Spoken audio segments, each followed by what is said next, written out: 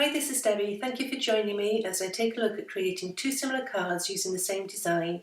But for one card I stamp the focal point as a single layer, and for the second card I up the dimension by stamping the elements separately and trimming them out before adding them with foam adhesive. I'm using two new products from the Altenew November release today, the Journal Card Builder set, which has a matching die, and the LED Floral Story of Us set. I'm starting out by placing a piece of Neenah Solar White card in the mini MISTI, laying the journal card image on top, closing the door of the MISTI to transfer the stamp, and then I'm using Altenew Silverstone ink to stamp the image. Silverstone ink is a nice mid-tone grey which will not compete overly with the stamping of the flower and leaves to follow. I've aligned the first layer of the flower from the Story of Us set, and I'm stamping that once with frosty pink ink.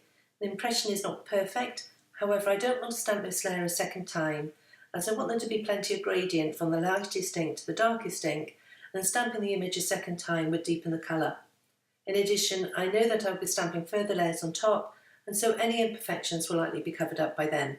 For the second layer of the flower I'm using Coralberry ink, and already those imperfections from the first layer have been covered up. For the third layer I'm using Ruby Red, and I see I didn't manage to align the layers perfectly, but they're close enough, and sometimes I like the offset look, as I feel it can add more life and movement to an image. For the final fourth layer of the flower I used Grapevine ink, and for this layer I did stamp it twice as I wanted to ensure the greatest gradient from the lightest colour to the darkest. Moving on, and I've aligned the two leaf images from the Story of Us set, and for these I've chosen Mountain Mist ink, which with its light aquatones was a nice change from the traditional green. At this point I wanted to get the journaling card die cut, so I aligned the matching die and held it in place with washi tape before running it through my die cutting machine. I'm planning on using the Love You Always sentiment from the Story of Us set, but before I do I want to stamp one more element, and that's the flag image from the Journal Card Builder set. I aligned that in the top right corner and then stamped it in frosty pink ink. I then lined up the sentiment so that it slightly overlapped the pink flag, and stamped it in VersaFine ONYX black ink. This is my favourite ink for sentiments, as it always stamps so cleanly and with a nice solid black colour. I'm now planning out the rest of the card.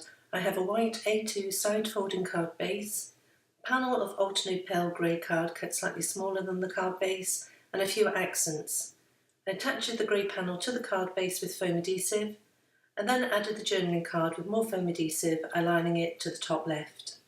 I added a triangle of enamel dots from the Altenew New Day card kit, and then I used Ranger Multimedia Matte to keep in place a twine bow and a few clear sequins. And that completes this first example, which layered the stamped images over one another. I like how you can see the lines of the journaling card running through the flower, and how the sentiment overlaps the pink flag. However, I do love some nice dimension, and so for the second card I'm going to use the same design, but build in some dimension by stamping the images separately, trimming them out, and then mounting them with foam adhesive. So I stamped the journal card, but this time I stamped the sentiment straight on top and then die cut with a matching die. On a separate piece of Neenah Solar White card I also stamped the layered flower, two leaves and flag using the same inks as before. Using a pair of scissors I trimmed each of the elements out and added foam adhesive to the back of them. Again I started with a white A2 side folding card and a panel of grey card I did with foam adhesive.